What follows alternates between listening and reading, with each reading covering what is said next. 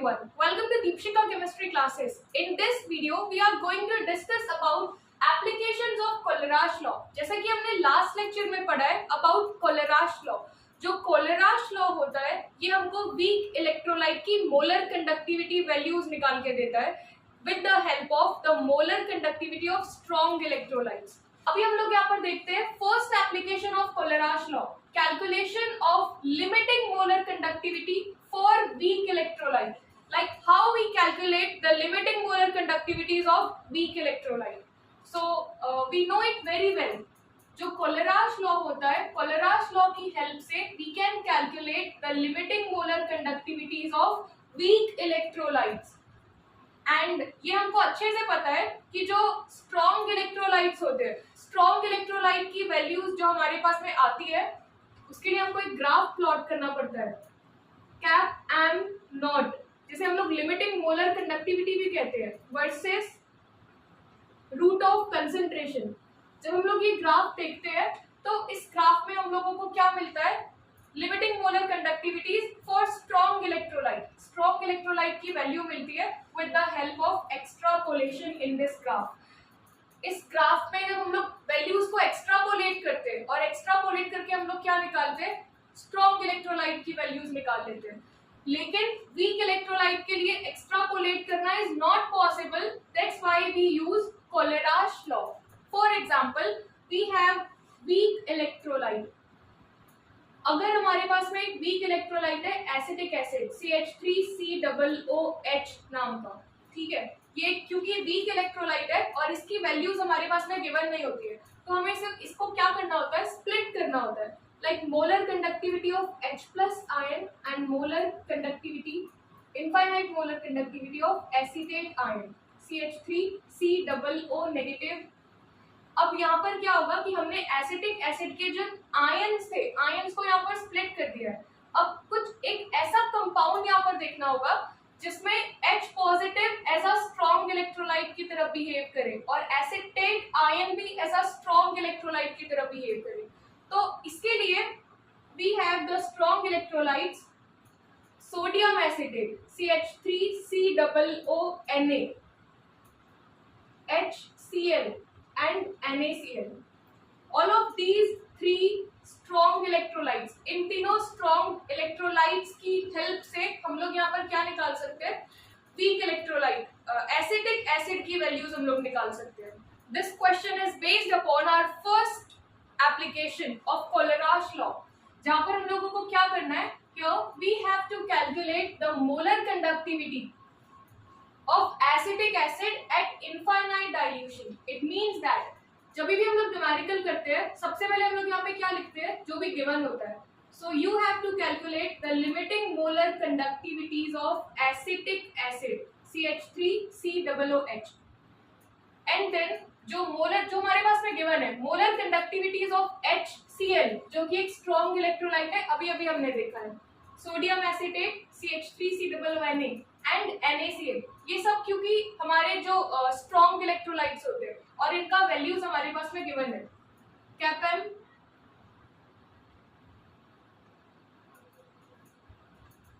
Cap naught HCl is equals to, जो HCl का value होगा, it is 426 siemens centimetre square mole inverse. And then sodium acetate, molar conductivity of sodium acetate is 91 Simon centimeter square mole inverse, and molar conductivity for NaCl is 126.5 Simon centimeter square mole inverse. So here these values are given in this question, and then we have to calculate the molar conductivity of this weak electrolyte acetic acid. तो अब हम लोग अगर इसको split करते हैं, तो split करने पे हमको यहाँ पे मिलेगा एक तो H positive and CH3COO negative, acetate ion and H positive ion, ये दोनों हमको यहाँ पर मिलने वाले हैं. तो सबसे पहले तो हम लोग जो हमारे पास में गिवन है स्ट्रॉन्ग इलेक्ट्रोलाइट, इनमें से देख लेते हैं कि H हमको कहाँ से मिल सकता है. जो H होगा ये हमको HCl से मिल जाएगा. तो हम लोग यहाँ पर क्या लिखेंगे, HCl plus acetate ion is in sodium acetate CH3COONA। अब क्योंकि हमको इसको एक सिंपल वे में सॉल्व करना है, और सिंपल वे में सॉल्व करने का इसका एक ही तरीका है कि अगर हम लोग यहाँ पर रिएक्शन बना ले इसका, तो रिएक्शन की हेल्प से हम लोग इसको आसानी से सॉल्व कर सकते हैं। जैसे कि सबसे पहले हम लोगों को क्या करना होता है, जो भी हमारे पास में वीक इलेक्ट्रोलाइट होता है, उस वीक इलेक्ट्रोलाइट को हम लोग आयंस में स्प्लिट कर देते हैं, और फिर जो भी आयन कॉमन आएगा स्ट्रॉन्ग इलेक्ट्रोलाइट में, उनको रिएक्टेंट साइड पर लिख देते हैं। जैसे कि सोडियम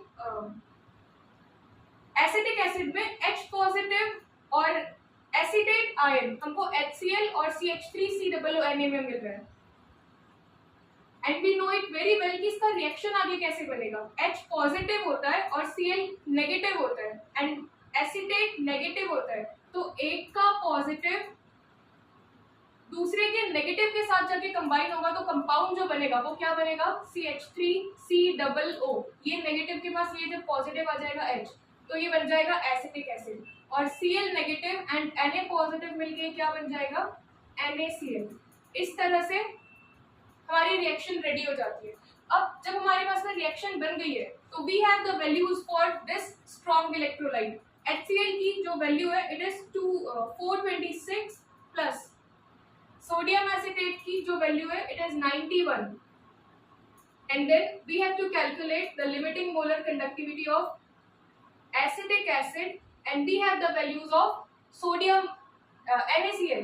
NaCl की जो वैल्यू है it is 126.5।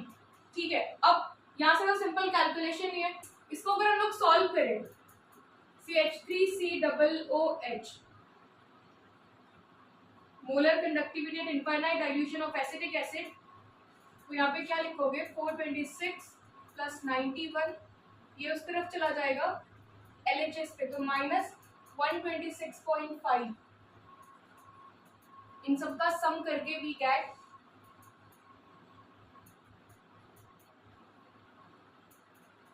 517 minus 126.5, and after subtracting this we get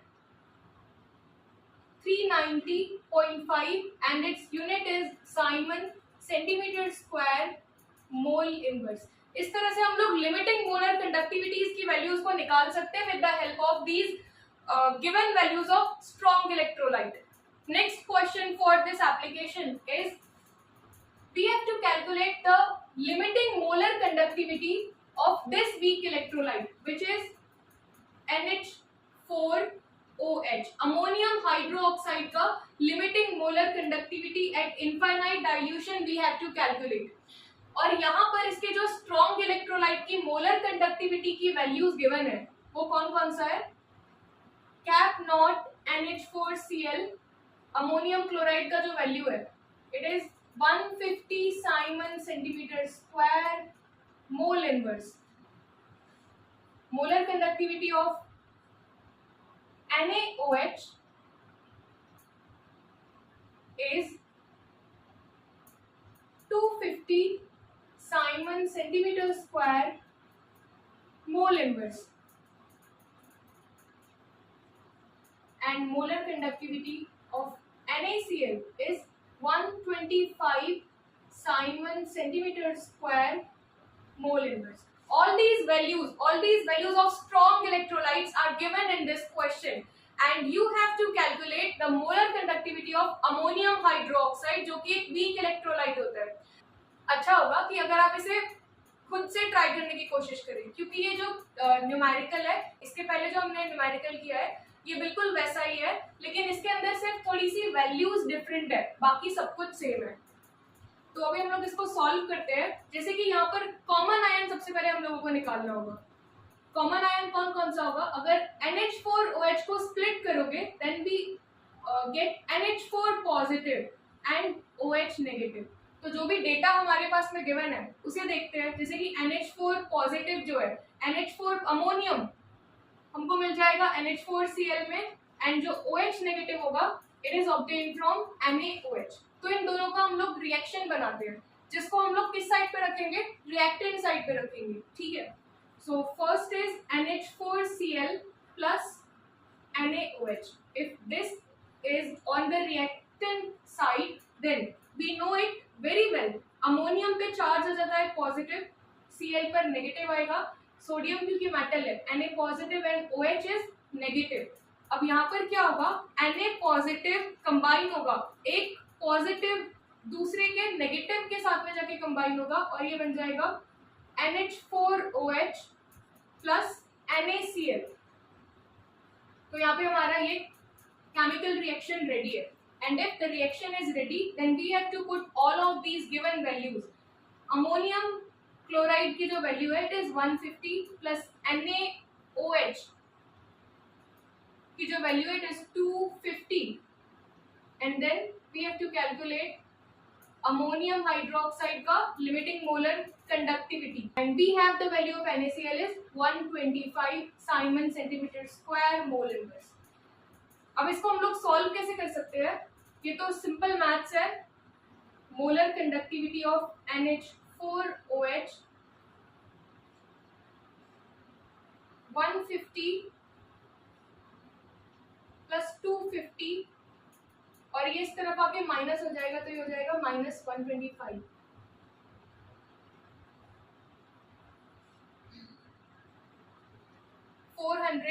-125।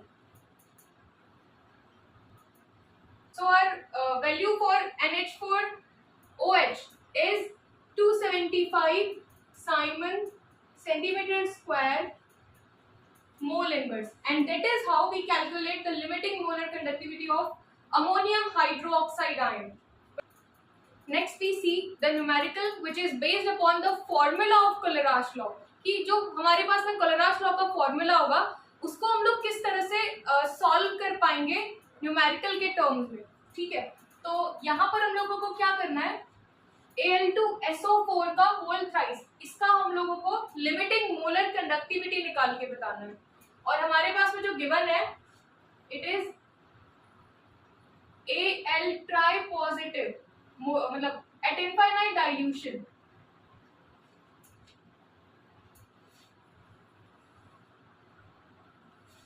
And values given है कैटायन और एनायन की।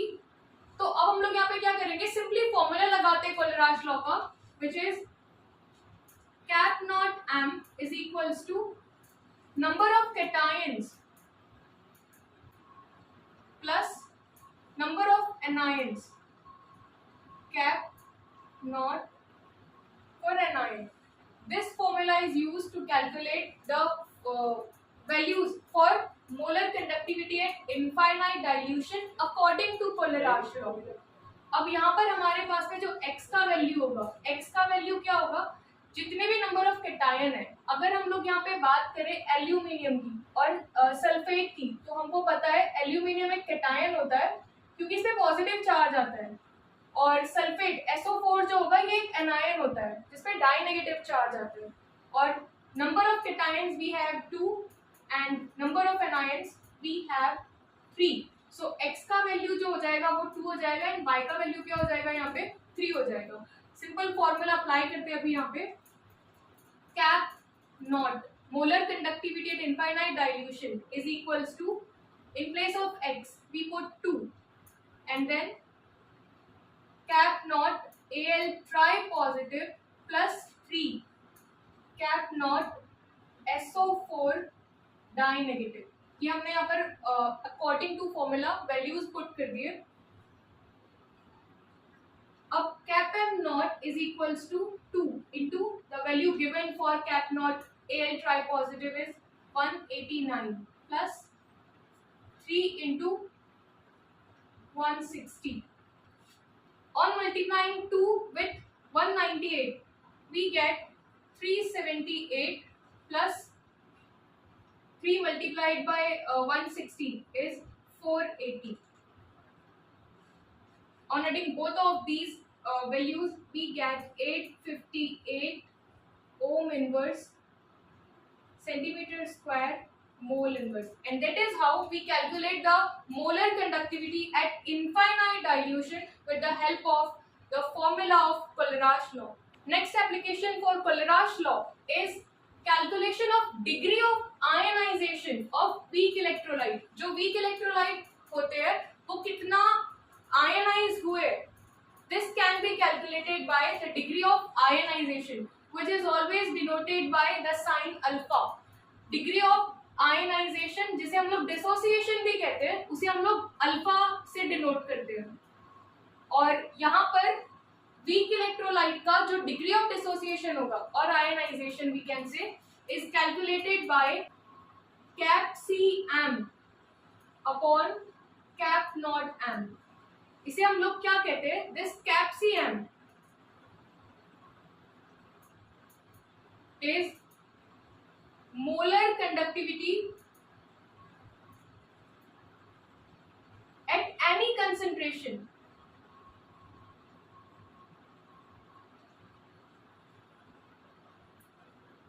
जो कैप सी होगा इसका मतलब ये होगा मोलर कंडक्टिविटी कंसंट्रेशन के टर्म्स में, at any concentration.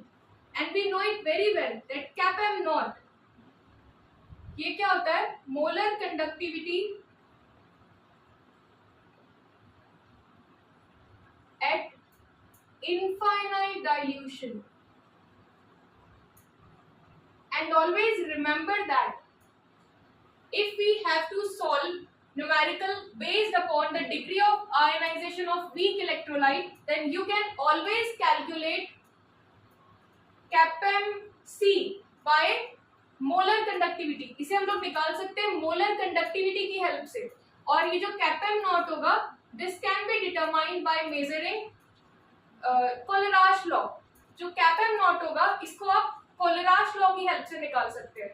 The question on degree of dissociation is the molar conductivity at 18 degrees Celsius of acetic acid is 18.30 ohm inverse centimeter square mole inverse. इसका मतलब हमारे पास में यहाँ पर जो molar conductivity है, molar conductivity at any concentration C is 18.30 ohm inverse centimeter square mole inverse. Next is at infinite dilution of ionic conductivity of acetate and hydrogen ions at the same temperature are 40.9 and 349.8 ohm inverse centimeter square mole inverse. ये जो acetate और hydrogen ions होते हैं, इसका मतलब क्या? CH3COO negative acetate ions जो होगा इसकी मोलर कंडक्टिविटी और we can say ionic conductivity at infinite dilution, cap naught acetate ion का जो वैल्यू है हमारे पास, it is 40.9 ohm inverse centimetre square mole inverse. And hydrogen ions का इनफाइनाइट डाइल्यूशन क्या होगा? हाइड्रोजन आयन का H plus ion is 349.8 ohm inverse centimeter square mole inverse. So these are your given data in this question. Now we have to calculate alpha, degree of ionization, which is denoted by alpha. Alpha for acetic acid CH3COOH. And you know it very well. If we have to calculate molar conductivity for acetic acid, then we have to split this. और जब हमारे पास में value भी है तो हम लोग इसको स्प्लिट कर सकते हैं. Cap not CH3COO plus cap not H positive, इस तरह से ये स्प्लिट हो जाएगा. और इन दोनों की वैल्यूज को जब हम लोग सम करेंगे, then we get cap not M. The value for acetate ion CH3COO negative. जो एसीटेट आयन है, एसीटेट आयन की हमारे पास में जो वैल्यू है, it is 40.9 plus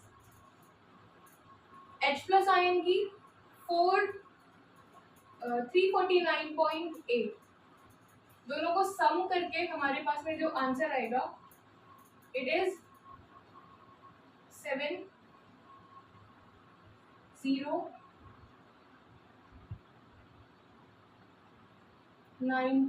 390.7 Om inverse centimetre square mole inverse. तो तो अभी हमारे पास में यहाँ पे क्या आ गया, कैप नॉट एम, और जैसे ही कैप नॉट एम आएगा हम लोग सीधे अल्फा का फॉर्मूला लगाएंगे यहाँ पे, alpha is equals to, which is degree of dissociation, is equals to C M upon cap not M, and you have the value for cap C m which is given in the question is 18.30 upon 390.7. On dividing this we get 0.0468. तो इस तरह से हम लोग यहाँ पर values निकालते हैं अल्फा की, विच is degree of dissociation for weak electrolyte like acetic acid. तो यहाँ पर जो एसिटिक एसिड का डिग्री ऑफ डिसोसिएशन होगा वो कितना होगा, 0.0468। जितने भी number of particles of acetic acid dissociated है वो कितने डिसोसिएटेड है, 0.0468।